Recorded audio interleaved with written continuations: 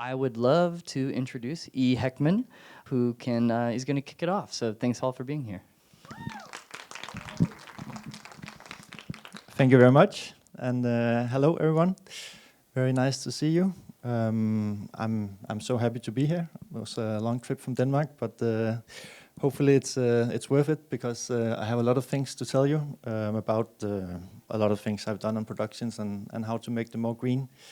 But I think I should start out by saying thank you to you because it's been so great just seeing all the films, getting inspiration, and there's been so many really cool projects that I thought was just amazing actually. So thank you for that.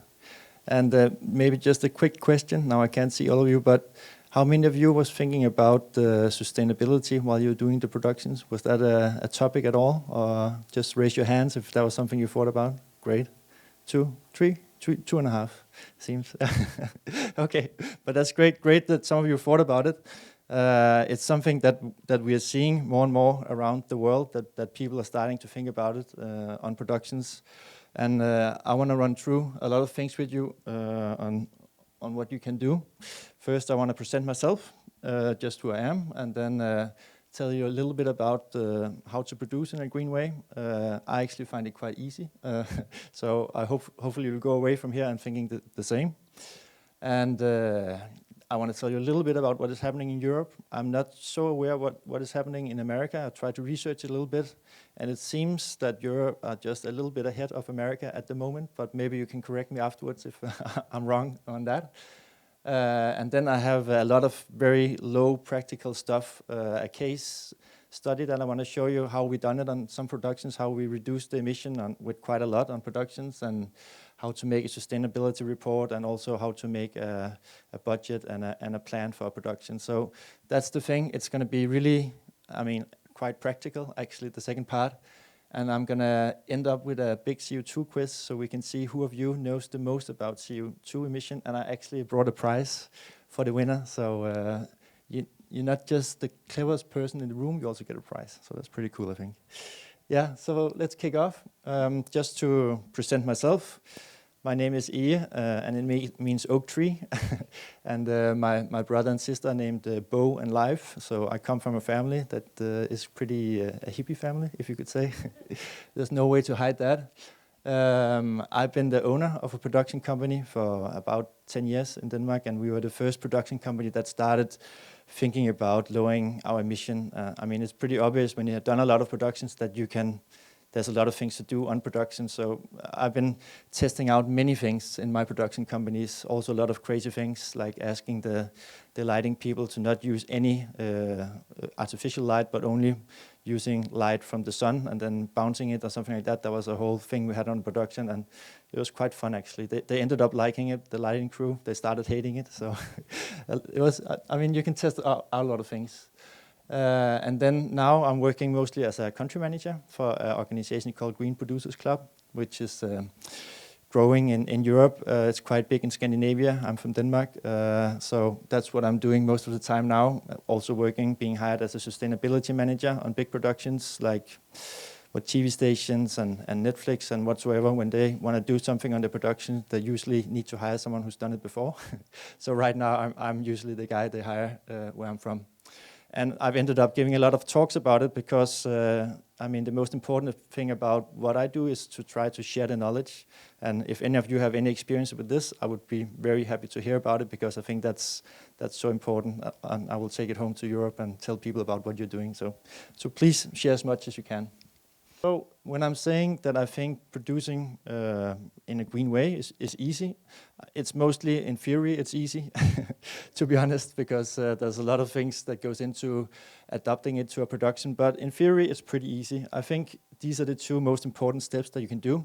That you start sort of measuring a production, seeing what will this production emit of CO2, and then you reduce from that objective. So you know this production, we have a lot of transport, what could we do on transport? So, you always hear the phrase that you want to pluck the low-hanging fruits on a production, and that's good, and well, you can eat vegetarian, and that's maybe sometimes important, but if you have a production where you're flying a lot, it won't really matter that you eat vegetarian. So that's my approach, that you try to look at your production and see, okay, this is where we're going to have an issue here, and then that's where you start reducing. So you have the biggest impact, and you use your energy on that.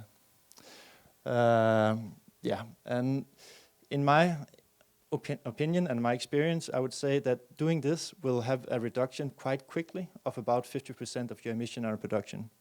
So that's what I'm going to try to prove to you today. And there's also some other benefits. If there's any producers in the room, they usually like to hear the second line, that, that you can save a lot of money on a production by producing in a green way. And I will try to spend a little bit of time talking about that. But it's actually quite true. We've seen big savings on the productions. I've been about maybe 50,000 to 100,000 per production that we save on the different green initiatives.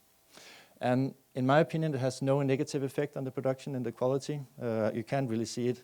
And that surprises a lot of people when they hear about a green production. They think, okay, maybe, yeah, I don't know how it should affect, but then you will be able to see it. It doesn't really affect the quality.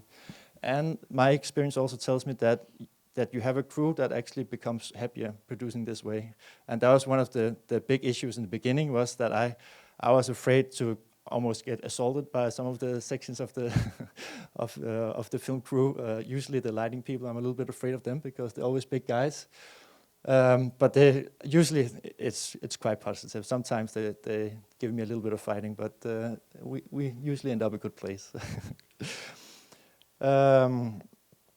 And then one of the things I was really happy about coming here is I think this revolution is going to really grow with your generation, because it's much more a thing that you are growing up with, and also that you are aware about, is my feeling. I see quite a lot of dinosaurs in the in the industry who doesn't take it so serious. So I really hope that you will approach filmmaking in a more sustainable way, and not just the production, but also maybe the content. But we can talk about that later.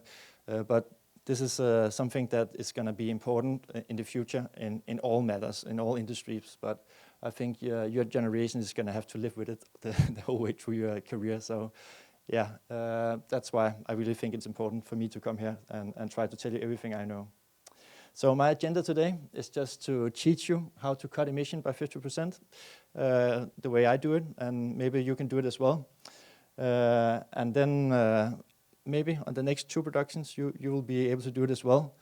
And as I know it, you have quite a high emission on productions in America. And I was calculating my own trip coming here. It was about 2.6 tons of CO2 that I emitted by traveling here.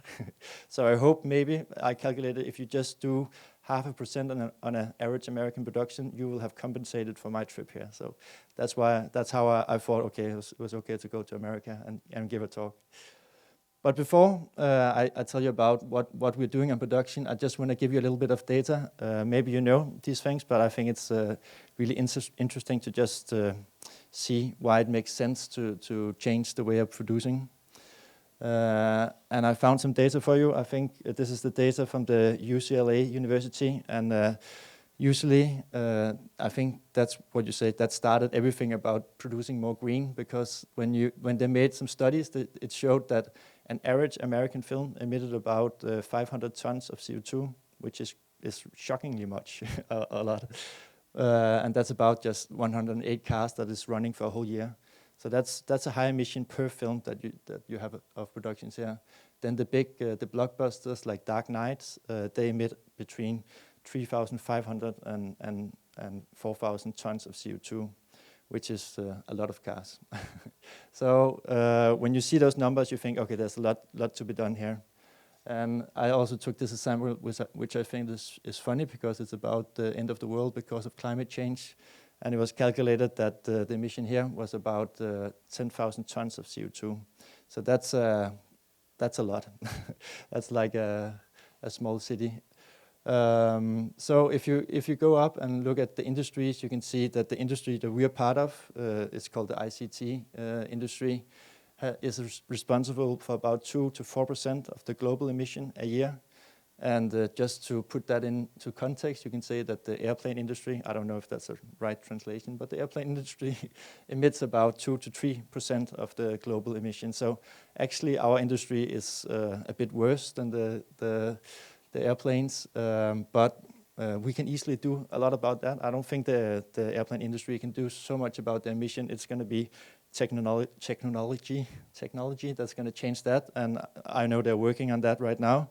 But in our case, we can actually do it really quickly. I mean, as I say, 2 productions, then everyone could be reducing with about 50%. So we have to do something about that because it makes sense. Also, often you talk about these tons of CO2, and I just wanted to give you some numbers for that. I think all of them is good examples. I always try to calculate for my crew how much we saved on a production. Usually I try to calculate how many times can we fly around the Earth, how much have you saved on this production. And I just think the last example is the best. It's quite visual, and I know many of you are visual people. Like 1 ton of CO2 is the same as filling 1 air balloon. So 1 average production in America, that's just letting out 500 air balloons and fly up to the air with CO2 emission, which is, I think, when you think of that image, you know, it's really a lot that you're letting out per production. And I think we should be happy that that's not known generally in the public, because then we would have some more issues. Of course, this is the huge problem.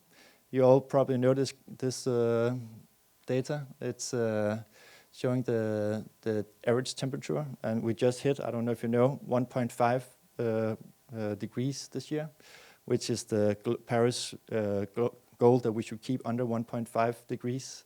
So we're getting there a little bit quicker than everyone thought, and it's not so good, to be honest. It's pretty bad, and it has a lot of consequences. I just wanted to check out with the ChatGPT what they said, what is going to be the consequences of the future if it doesn't change anything.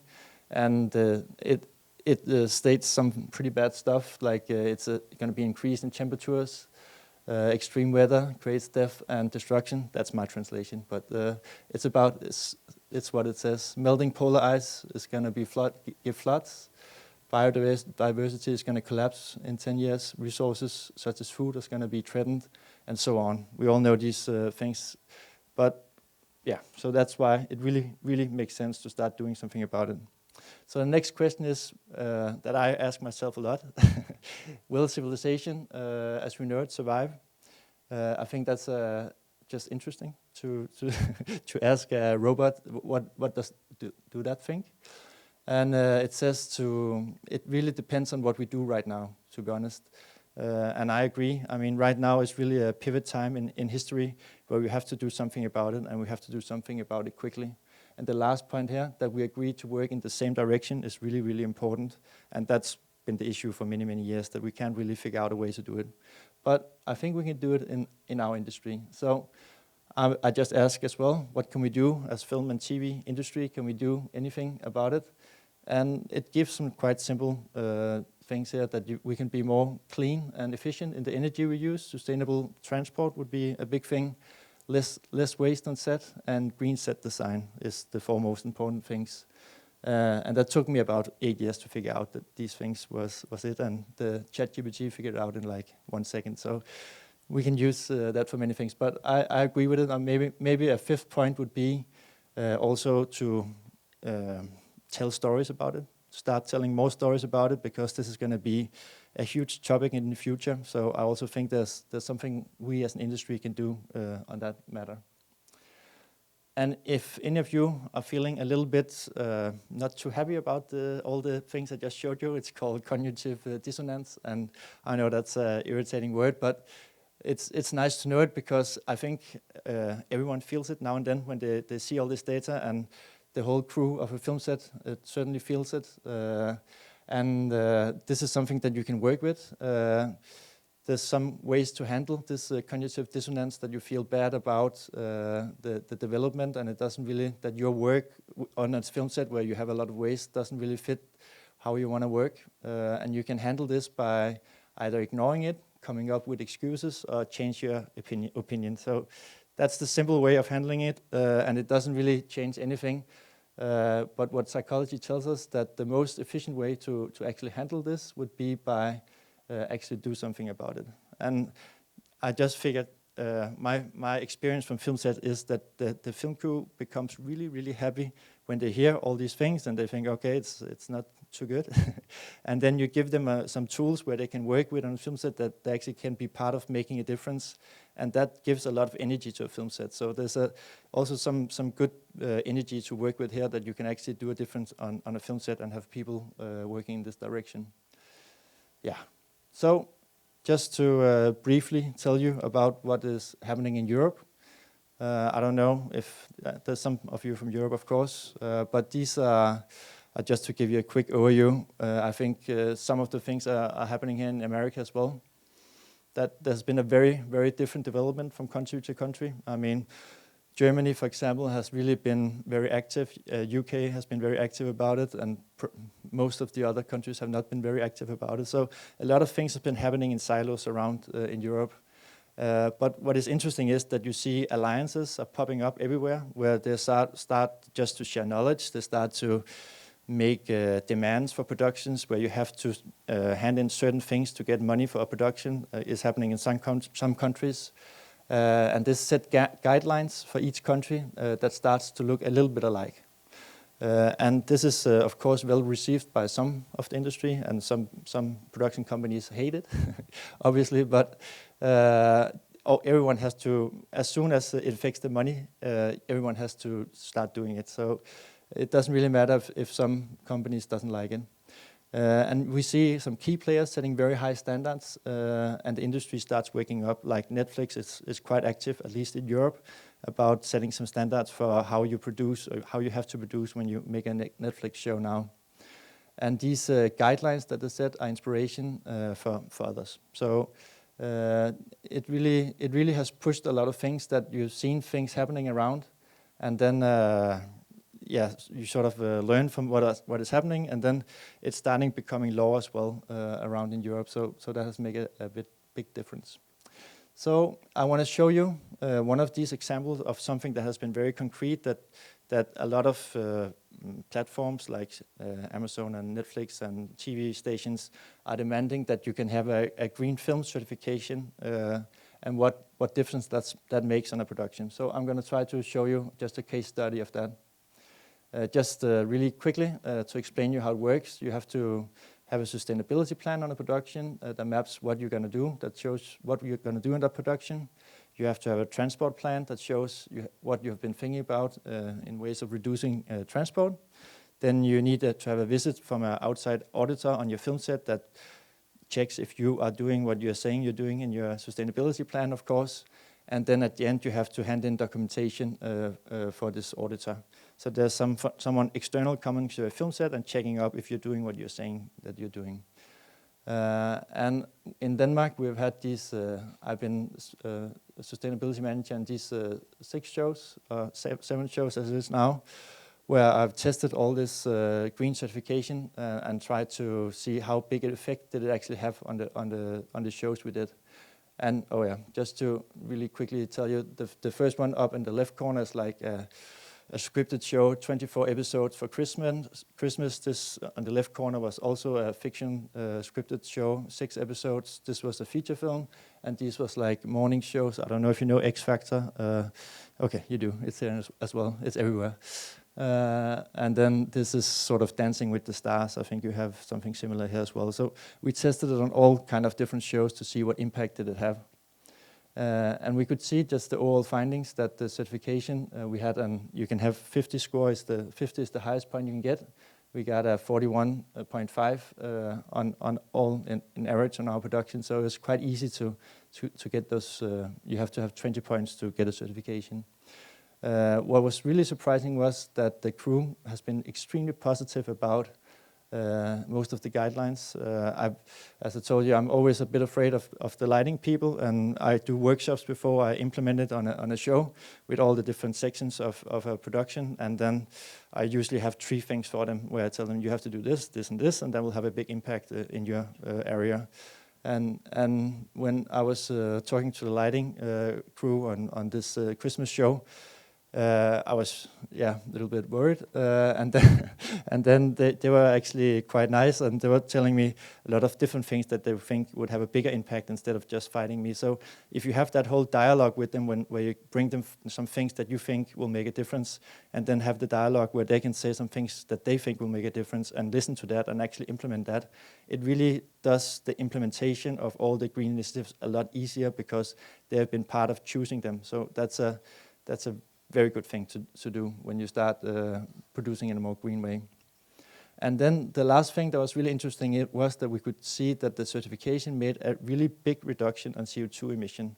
And I will just take you through that quickly with this case example from X Factor that I hoped you also had here. These were some of the things we did at X Factor. We had the local energy mix for everything. All the light was LED. We had a very high level of co-driving, which was a new thing. A very simple thing, but it has a big effect. Accommodation was also always within 10 kilometers of the production. All plastic bottles for water was taken out of the production. It was about, I remember that's 12,000 water bottles we took out. And then we had big water dispensers instead. Also for the audience coming, we wrote on the ticket that they should bring their own bottle. For the first time that was big chaos. No one really had read that they should bring their own bottle for us water. And we had to figure out how to communicate it a bit stronger to them, so we knew that they would bring their own water bottle. But we figured that out. All the garbage was recycled and so on.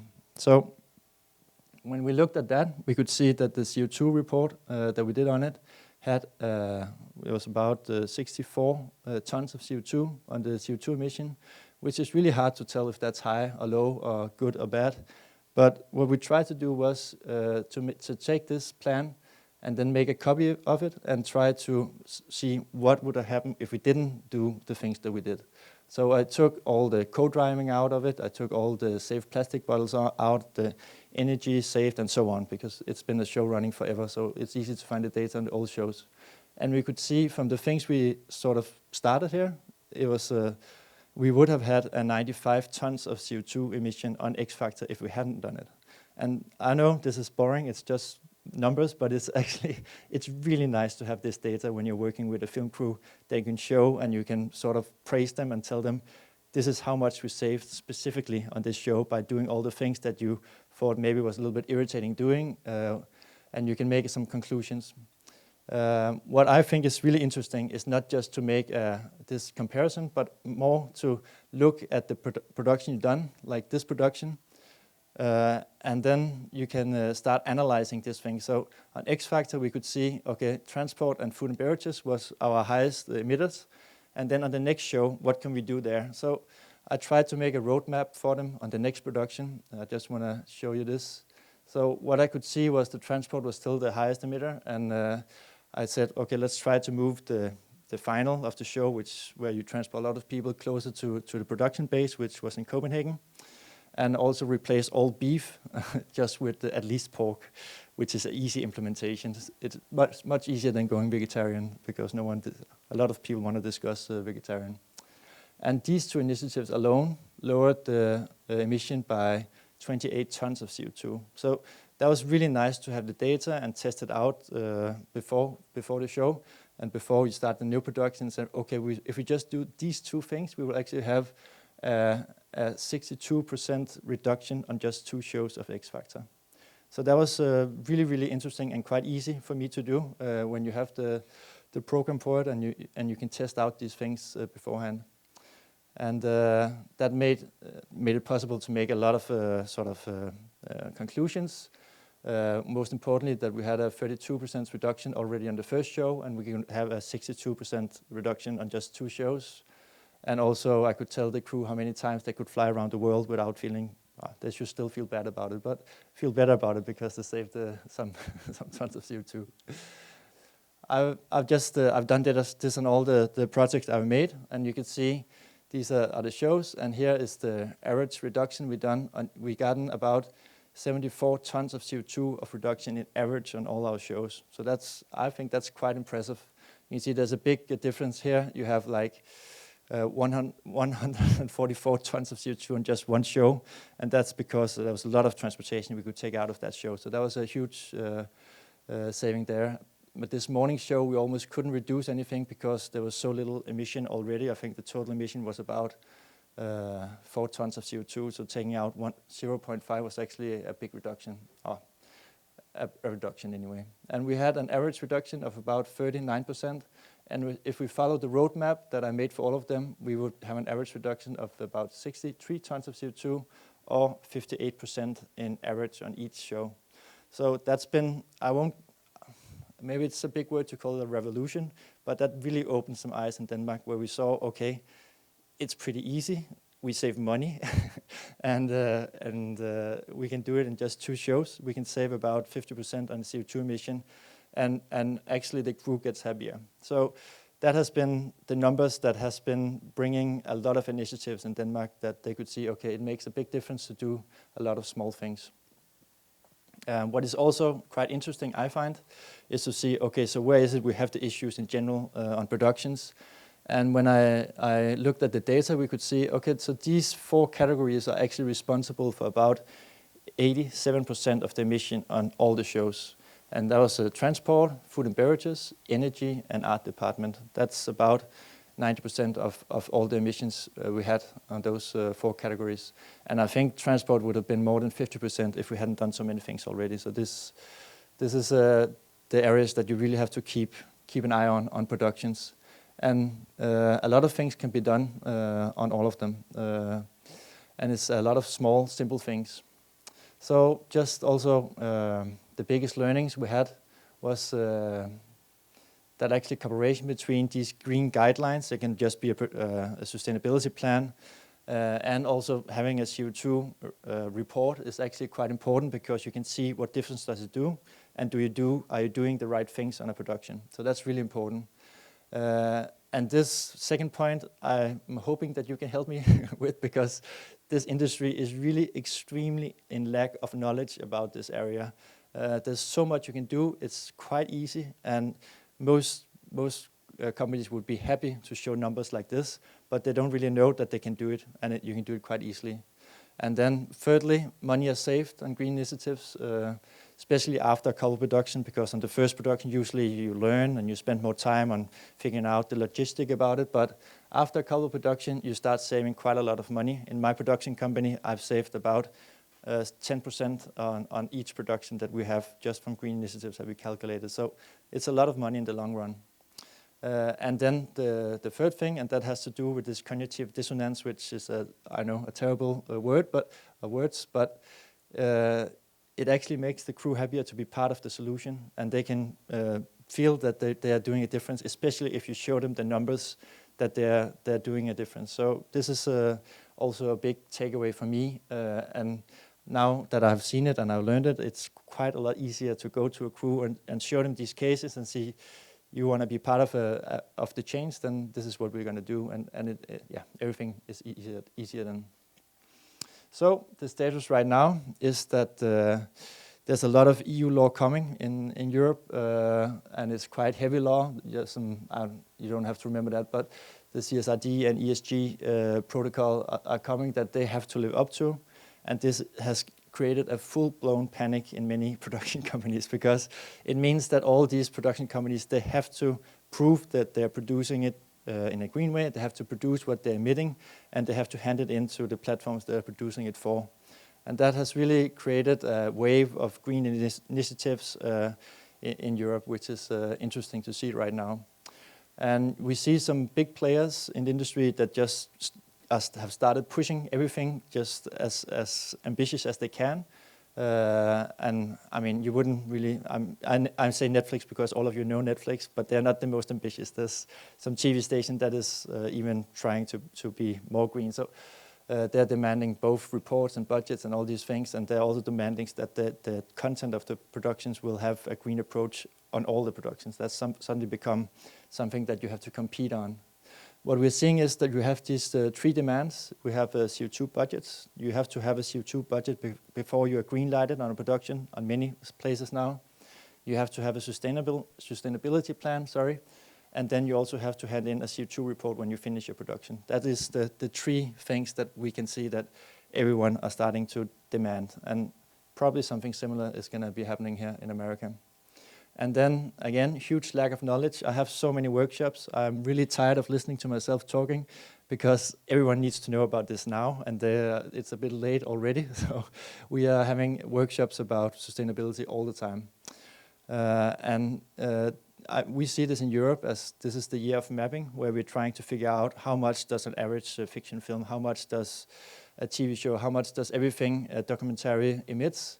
And then the next thing that's going to happen is that there are going to be demands for the production. So if they emit here now, they have to reduce by 10% next year and so on. So that is what is happening right now, that we are mapping it right now, and then a reduction is coming. Yeah, so the tools that I just want to show you right now is this sustainability plan. I just want to show you a template for that, how I do it, so you know. And then also I want to show you the carbon calculator that I'm working with, which is quite nice. Those are the two tools actually you need to know, and then you're pretty good on your way to producing more green. So sustainability plan, let's start with that. This is just my template. I don't want to spend too much time going into the details, but naturally, first I just make a sort of introduction where I write what are our green aims with this, what are the initiatives that we had, how many workshops did we have beforehand, if any, did we have any green managers, just giving a sort of a introduction to anything that we have of green ambitions on the production. And then I just go and take about 7 areas on the production: energy, put some points on what are we going to do within energy. You can all have this presentation afterwards, so you don't have to memorize it. I don't expect you to, but I can send it to you. So, and then transport, some areas there. What are we going to do? Carpooling is really, I know, it's a strange thing. It's really an easy thing to do that hasn't been done that much. I know on low budget you do it all the time, but on big productions, everyone driving their own car, and just having 2 people in each car was a big thing, and that just lowered the emission by 50% on transport. So it's really small things that is quite easy, and also lowers the expenses for renting cars. So that's one of the big things you can do. And if you get even 3 people in a car, it's a lot better, of course. So food and beverages, local water supply, and foods. What are we going to do? In my production company, I always say, as a default, we have vegetarian food. If anyone doesn't feel they can live off vegetarian food, they can have meat, and then I order chicken or pork or something for them that has a low emission. So that takes out the whole discussion, which is sometimes quite big, where people say they can't live off vegetarian food. You don't have to discuss that. I just turned it around, so instead of asking who's vegetarian, I ask who eats meat. And that has actually, a lot of people just forget to tell that they have to have meat, and then they eat vegetarian. And find out it actually tastes quite well, and you can live with that. So materials, we try to use certified materials. A big reduction you can do here is also to try to reuse set designs. And one of the big TV shows, we built all the scenography in the background in modules, I think that's the word. So we could sort of use we could turn them around and then use the other side sort of on the set. So we saved, 50% of new materials and also a lot of money on just doing that. And that was pretty simple. So the designers could actually be dressing up the back side while we were filming on the front side. And yeah, small things, but makes a big difference. And waste, we always try to just sort it in as many fractions as possible. And then this thing is actually quite important. I know everyone knows about greenwashing, but there's also this thing called greenhushing. I don't know if you know that concept, but it almost irritates me more than greenwashing, because it's so important that you share what you're doing. But people or production company has gotten so afraid of telling it because of being afraid of being called greenwashers. But it's important that we start telling what has worked and what hasn't worked on production. So this is something that I'm trying to implement more, that we start just making behind-the-scenes films about it, start making PR about what difference has it done and what can we do in other productions. So that's pretty important, I think, at this stage at least, to have communication about it. Yeah, so now climate reporting is is I think maybe the hard thing, because that's very new knowledge. This is, of course, the goal of it, that you start first measuring what is the emission, and then you reduce from that enlightened standpoint. That's the whole point of making these reports. And a report is basically just, I mean, there's several that you can get access to in the world now. It's just a platform where you put in the data from production, and then you see what is the CO2 emission from this production when you put in all the data. And there's some concepts you need to know to understand how do you do this. There's something called an LCA. It means life cycle assessment. So how they work is they make a life cycle assessment of, for example, an electrical vehicle. So they take the battery that has to be produced, the expected time that the car will live in, that all the material has to be sorted at the end, and all these things, all the indirect emissions that you have to drive on a road. You have numbers for all of that. So that's called an LCA. And then you can take the LCA from an electrical vehicle and compare it with an LCA from a diesel vehicle. And then you have sort of what is the best to use, and you have some numbers on that. So that's basically what is behind all these different tools that you can calculate with. And then what is the circular economy is sort of the whole idea of lowering your emission, is that you have to have as little of things going into the circle and as little things as you can going out of the circle. So that's sort of circular economy, and that's the goal of everyone who's trying to produce in a green way, that you keep things in the circle, if that makes sense, I hope. Yeah, so I just want to show you the tool that I've been working with for quite a while. It's called the Green Producers Tool, and we have been developing it for about 4 years. And I want to show it by making a quiz. So just bear with me. I'm not too good at multitasking, but I have to go to another platform here. Okay, so this is, can you see it? Yeah. This is the platform that we have developed. We're using it quite a lot of places in Europe now. When you want to do a production, you just go down here, and you choose what sort of module you want to work in. So I take film and TV. I call this quiz. I mean, this is both a quiz but also a demo, as you can see. So I put it as budget, because then it doesn't go into my company's CO2 emission, but just it's the testing. And then I say what country I'm producing it in. Now, unfortunately, I don't have America, so I just take Denmark. And I say what type of production. Let me take a film and a feature film. And then I can start this project. So now I have a platform. Where I can start putting in data. You can see over here you have the different phases for production, development, a lot of sub things, production, pre-production, and production, and post-production. And then you also you can invite your suppliers in, so they can put data in technical things and catering and stuff like that. They can put that in themselves. And then you have co-producers. So if you have a production, pan-European production, where you have German people as well working on it, you can invite them in, and they can put their data on this part, and also post-production, of course. And then when you put the data in down here, you will see how much of the different areas on a production had different emissions. And that was sort of the conclusion you saw before. So now I'll just make a new activity. I'll choose somewhere to put it. I'll put it in production. I'll put it on the crew. And I make a new activity here. And now I can just start adding data. So this is going to be the quiz. I'm going to put in some different things, and you have to guess sort of what is the emission and what is better and what is worse. And it's both a CO2 quiz, but it's also sort of a quiz of trust, because I can't really see you. So if you answered wrong, you're out. And if you answer right, you're still in the quiz, okay? And I just want to show you the prize. I brought this all the way from Denmark, and it's candy, but it's sort of also a national treasure in Denmark. It tastes so good that almost I didn't want to give it to you as a prize. But then you get that if you win, and you also are allowed to say that you are the smartest CO2 person in the room of a lot of smart people. So I think that's a pretty nice prize. But let me just show you how it's going to be working. I take food and beverages here. I take, for example, beverages. I take water. And then I'm going to put in just one plastic bottle of water. And you can see up here, now we have a CO2 emission on one plastic bottle. So my first question, and this is going to be a test question, just to see if everyone understands the rules, is going to be how much of tap water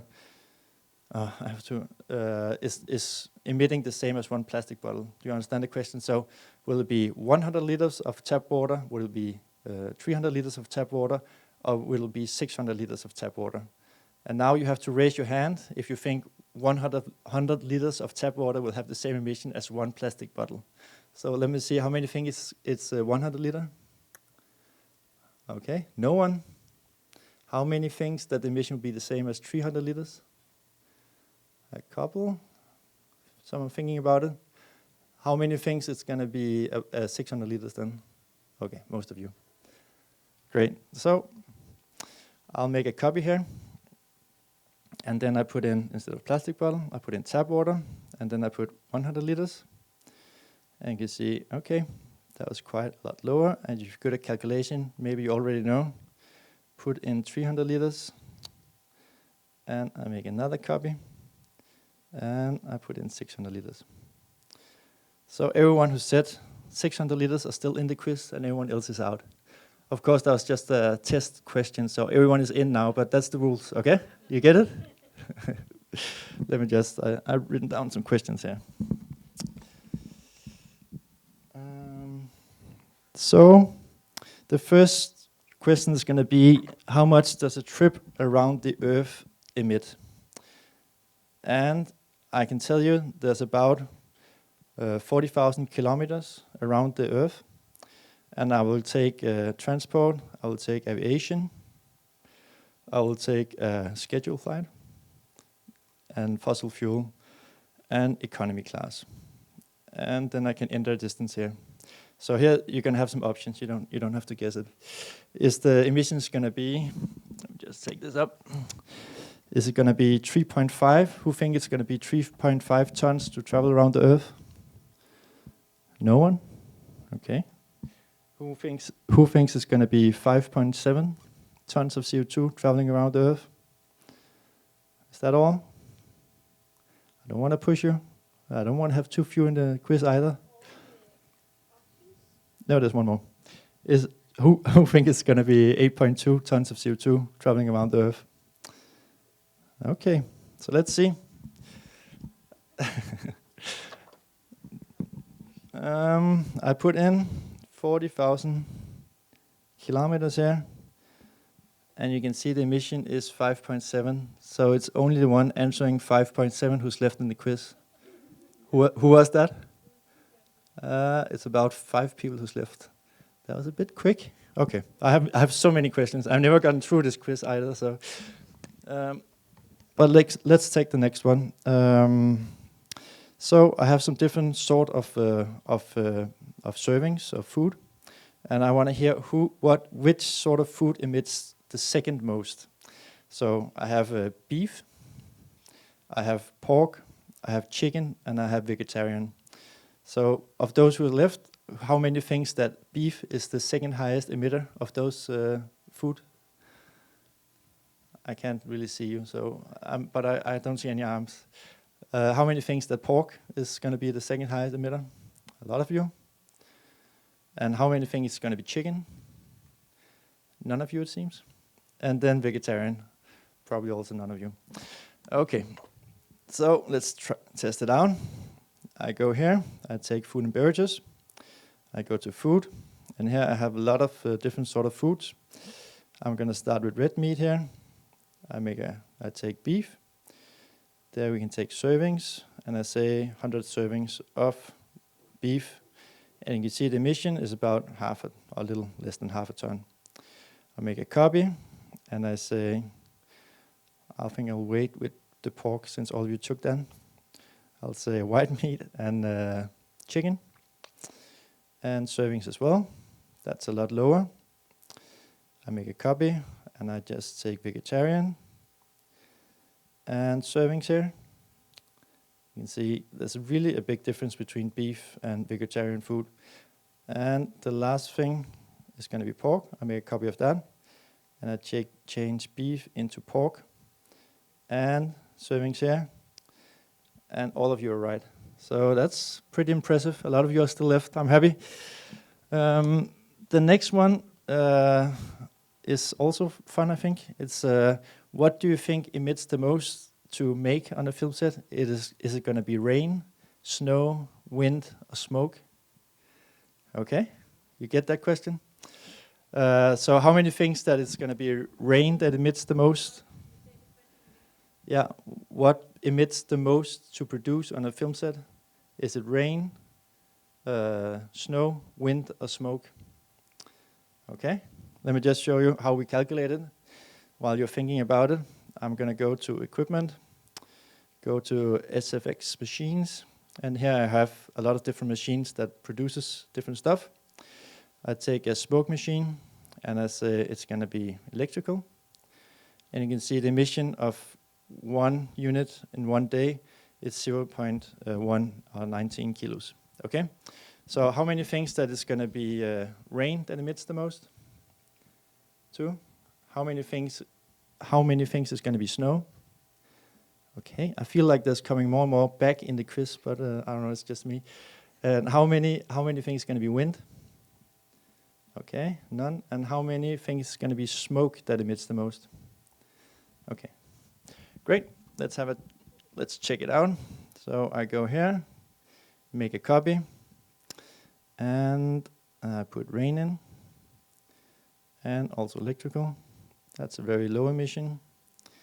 Make another copy, and what was wind machine here? Also electrical. So far it's smoke, and I'll make the last one. This was one most of you took. It's going to be snow machine and electrical, and you are pretty clever. So who are left in the quiz? Just to let me know. About 7 people, as far as I can see. Okay, great. Let's have a harder one then. Let's go to art department and look at some different materials there. And the question is going to be similar. What emits the most? Is it going to be silk, leather, cotton, or synthetic materials? You can think about it. I'll just show you how I find it. Art department here, materials, costume, and textiles. And then I can choose between some different materials here. So I will take just the synthetic fibers, and I put in rolls, and I'll measure it in meters, and I'll put in 100 meters. And the origin is going to be purchased from new. So you can see this is the emission from synthetic fibers. So who thinks synthetic fibers is going to be the one emitting the most? One of you? Who thinks it's going to be silk? None of you? Who thinks it's going to be leather? A couple of you? Okay. And who thinks it's going to be cotton? 2 of you. Okay. Let's see. I'll make a copy here. I change this into cotton. And you can see that's a lot higher than synthetic fibers. I make another copy. I go to, for example, silk. Yeah, that's quite a high emission. I like the reaction. And then the last one here is actually the winner. So, of course, because they emit methane gas when they're eating those cows, they have a high emission. So who are left now? Just 3, 4. Okay, now it's getting interesting. So, actually, I just figured this out today. I thought it was funny. So let's go and look at beverages again. I want to ask you, what emits the most on tap? Is it beer or wine? And yes, we have wine taps in Europe, of course, in France mostly, but still. So how many is going to think that 100 liters of beer emits the most? None of you? So all of you are thinking that wine emits the most? Those who are left? Yes? Okay. Let's have a look. And I wouldn't suggest serving beer or wine on the film set anyway. I don't know why we put it in the tool. Maybe for the after parties. So beer here. And I change beer into wine. And we have that from tap as well. So that's a lot higher emission. So you should feel better when you drink beer from tap than wine as well when you're going out. Okay, another question here is energy. Who has the cleanest energy? Is it going to be, now this is going to be pretty Nordic, is it going to be Denmark, Norway, or Sweden? Who takes Denmark? Okay. Are you coming back again? Or are you out when you answer wrong? Okay, anyway. Who takes Sweden? It's the energy mix, like, let's say, 1,000 kilowatt of energy. I can show you how I will calculate it. I go to energy here. I find a location. I say from the power grid, for example, Denmark, and I take 1,000 kilowatt of that. And that's the emission from Denmark. So how many things that Denmark has the highest emission? One of you? How many things that Norway has the highest emission? And how many things that Sweden has the highest emission? Okay, 3 of you. And I'll make a copy here. And I change this into Norway. That's pretty low, but they have a lot of rivers they can take the energy from. That's why. And Sweden. So actually the answer was Denmark has the highest emission. And I think there's one left then. Great, we have a winner. Oh, congratulations. And you are from Denmark, so it's almost not fair that you get this. But you will enjoy it as it's, do you think you can catch it? We'll see. Good catch. Great. I mean, I hope that was a little less boring way of displaying how to make CO2 reports on productions. I use this tool all the time, and I know in America you have probably other tools. I researched one that was called Peach, I think, and I put it in the text here so you can have it.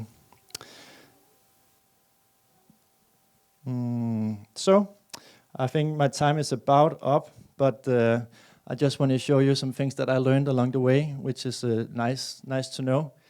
That when you're making these reports, which maybe most of you are going to do at some point, it's really nice to, on pre-production, I don't know why, but the art department, they only know what they're buying in pre-production. I think maybe because they're paying for it. So I always try to get the data from the art department and the pre-production.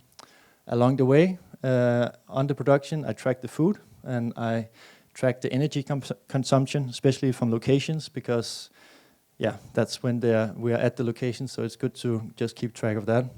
And after production, we use invoices, of course, and transport and energy is what you're paying for there, so you usually get the numbers from the invoices, but also from catering and waste.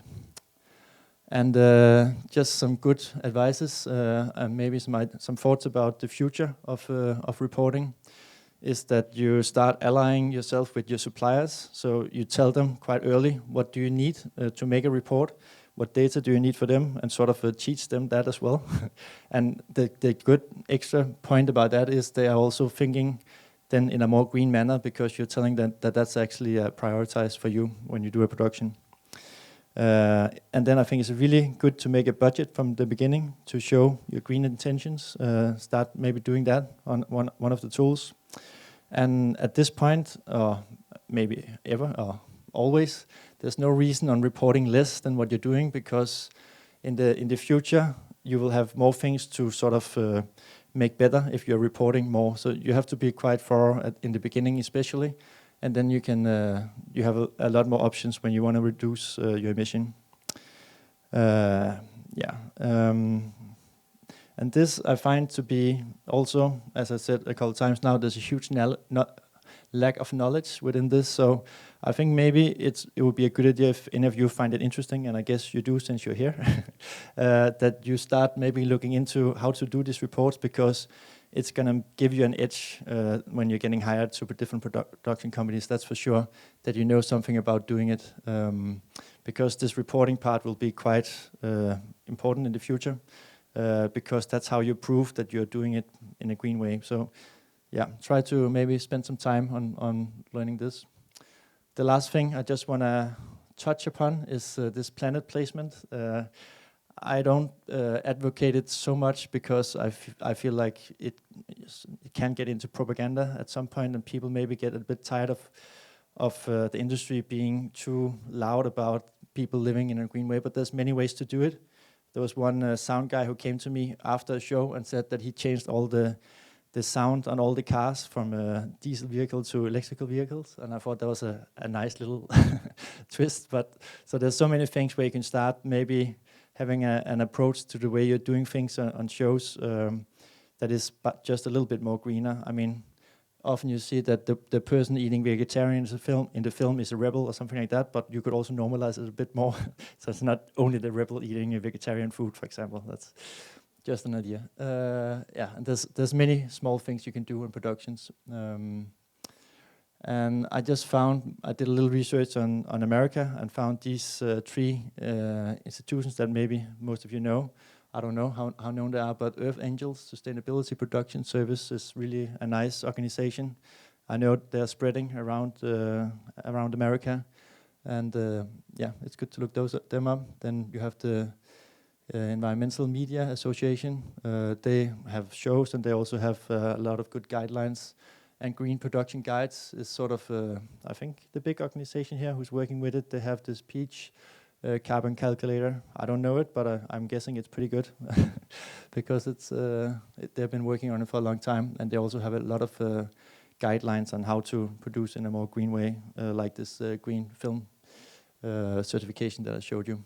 They have something similar to that. Just to sum up, these are the things that I think is the most important, that you start by making a CO2 report if you want to produce more green, or maybe a budget where you see what is going to be the emission, and you start mapping the different productions.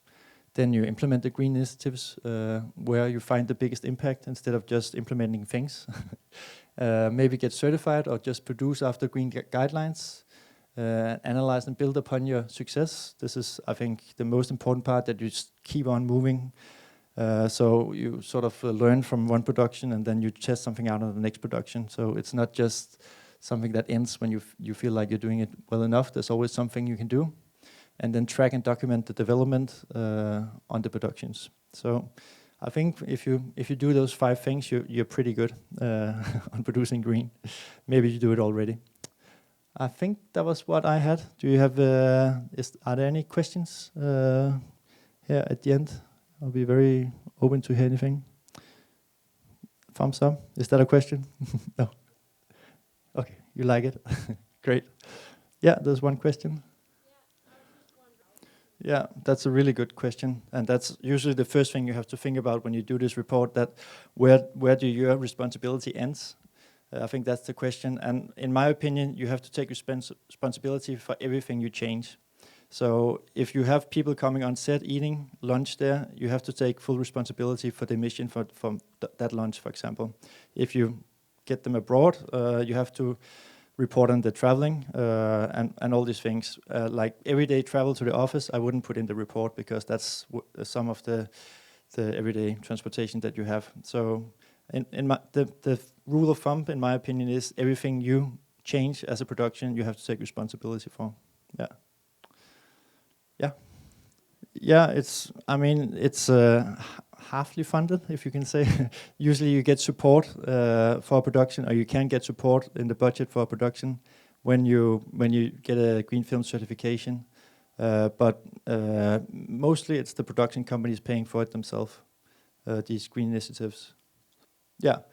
Okay. Yeah, it's a bit technical, but it's an Italian concept, this green film certification. So there's an organization, public organizations behind it, and then you hire an auditor from the country, which is sort of a consultant, to visit the set. So you have to pay for external consultant to come and visit the set and approve that you're doing it right. And that's it for me.